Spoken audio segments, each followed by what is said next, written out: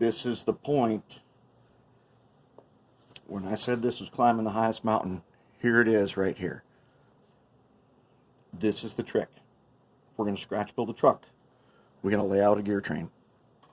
And this is something you just can't look up online and find out how to do it. There is surprisingly very little useful information about doing this. I have found almost nothing usable about doing what I want to do here. I'm not concerned about gear ratios and stuff. I just want them to turn in the correct direction and fit the size of the truck. So here's our Atlas truck, and let me show you the gear arrangement. Let's see if you can see that. Okay. Now you notice there are these two sets here. Let's get a pointer. These two sets here of 3 gears. One there, one there. And then here's our gear up here that goes to the idler. That goes to the worm gear.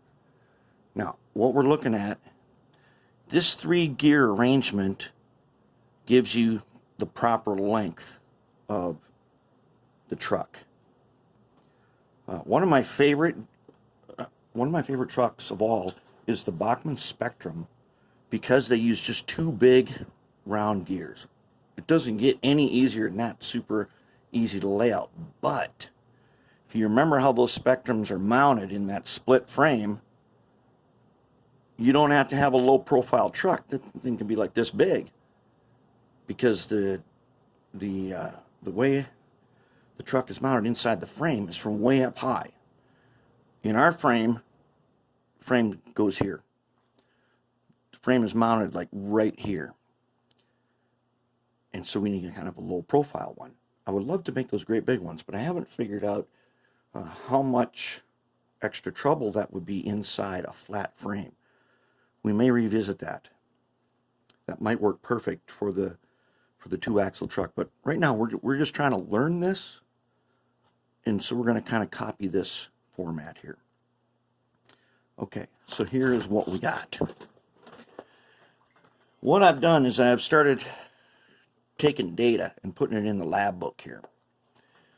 And I bought 2 different sets of gears, and now that I know, one, I'm only going to be able to make 1 set of trucks, because I didn't have enough of the 3rd gear that I needed. So I've got this one, this one, this one, this one. I got a pack of those.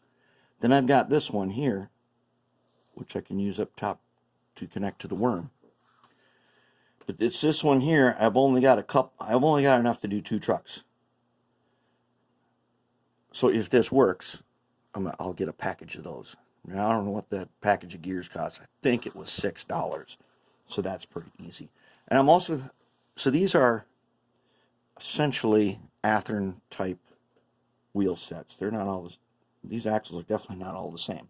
Here's a notched one, and these 2 aren't, and one of them had a split in it. But anyways, they use these little nuts, these phosphor bronze nuts here on the edge, on the axle, and I like that idea. That means I can put a square cutout here, and then I've measured it to put a copper cladding around the opening, and that's where I can get power from. So I got sheet copper. That's no problem. The trick is going to be in lining up these holes for their axle. And I found out that, so here's a piece of copper ground wire from regular household wire. And I just rolled it mostly straight. And it happens to fit through these gears. Oh wait, no, it fits through the big one. This is a piece of aluminum pipe I got at the hobby store in one of those red packs, you know. I can't remember what the brand is, but you see them in every hobby store. That one will fit through these. And so I got a way to mount them into the tower. And then I've got some thin acrylic. I'm going to laser cut this. And I got a laser, so I'm going to laser cut these gear towers. Trick is going to be how many times it's going to take me of testing till I get the right distance. And it seems like you could just measure it and go, but it's not quite that simple. I'm working on it, and that's the way I'm going to do it, is I'm going to use a machinist ruler,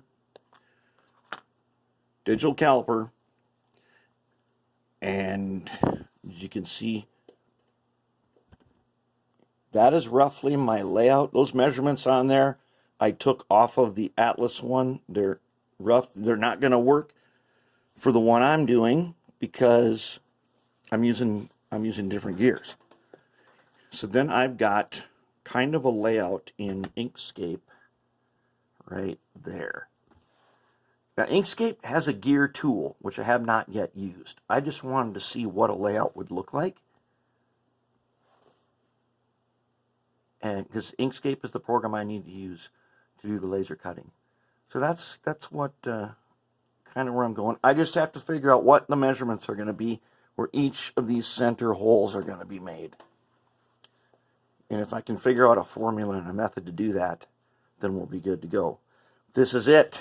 I mean, this is the hardest part, is going to be laying this out. And once I do it once, we'll be able to replicate it. Not only will we be able to replicate it, but we'll have a method.